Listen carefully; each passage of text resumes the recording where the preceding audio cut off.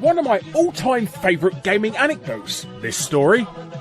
Now, despite going down as the worst-selling console in history, yes, I did a video on that, the C64 GS's biggest boneheaded move wasn't trying to release an 8-bit console based on nearly decade-old technology when 16-bit consoles were hitting shelves. Oh no siree.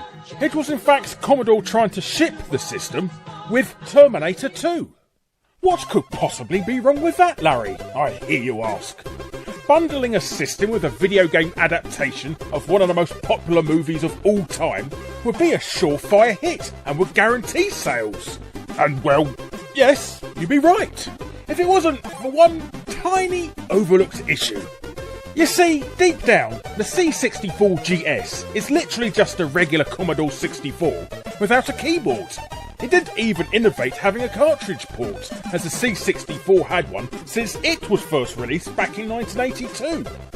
So when Commodore commissioned Ocean Software to develop a cartridge-based port of Terminator 2 for their upcoming console, Ocean simply used a normal Commodore 64 to develop the game on, as both systems were 100% compatible with one another.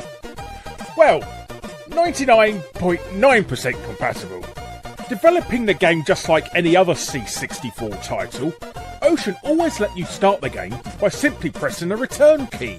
And as the C64 GS didn't have a keyboard, that was a bit of a problem.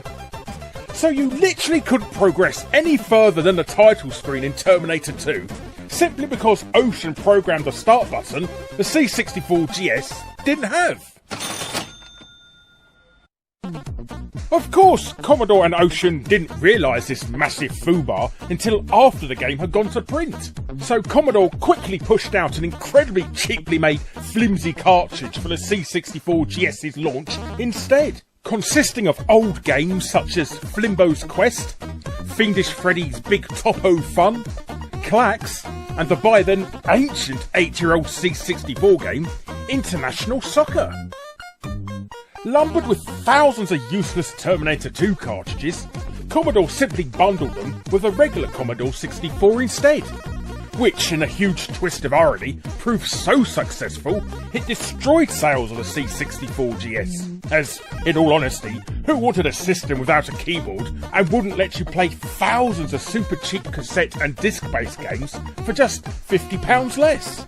In fact, it got to the point they recalled the C64 GS to convert them back into regular Commodore 64s to meet demand and recoup their losses on the failed console.